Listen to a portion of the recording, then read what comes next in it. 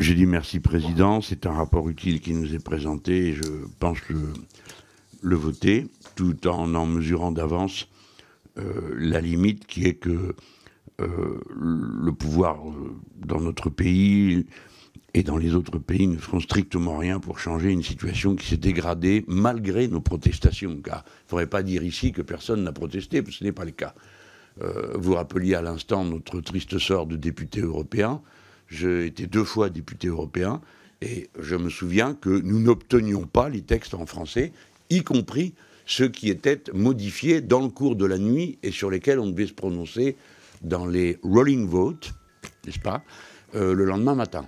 Et il était impossible d'obtenir les textes en français. Donc la première des observations à faire, c'est qu'au niveau européen, l'usage abusif de l'anglais aboutit à un déni de démocratie. Parce que tout le monde ne parle pas la langue anglaise et tout le monde n'a pas envie de le parler. C'est mon cas. Je refuse systématiquement de m'exprimer en anglais parce que je considère que c'est une imposition qui m'est faite, mais j'accepte de parler dans une autre langue, l'espagnol, et j'ai appris à le parler couramment. Et je voudrais faire remarquer que l'usage d'une langue, on a dit à l'instant, est porteur aussi d'un modèle de civilisation, de société, de préoccupation. C'est une évidence. Pourquoi nous, Français, n'en tirons-nous pas toutes les leçons? Ce qui est certain, c'est que l'organisation de l'Union européenne aujourd'hui, c'est la langue anglaise plus les directeurs de service allemands. Au Parlement européen, il n'y a plus un seul Français directeur de service, et ainsi de suite.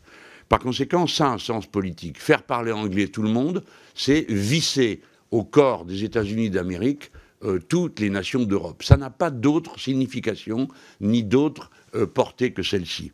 Et c'est tellement vrai et tellement stupide que je permettrais de faire remarquer que l'anglais n'est pas la langue officielle des États-Unis d'Amérique et que jamais ils n'ont pu avoir une langue officielle puisqu'ils s'en parlaient beaucoup, et qu'il est à peu près certain que dans les 50, 60 années qui viennent, la langue la plus parlée aux États-Unis d'Amérique ne sera pas l'anglais, mais l'espagnol. Quoique, aujourd'hui, 96% des Nord-Américains parlent l'anglais. Donc tout ça est mouvant et épouse les changements du monde. Y voir une espèce de fatalité, ce n'est rien d'autre qu'un choix politique, tout aussi politique que le choix d'imposer l'anglais à tout le monde.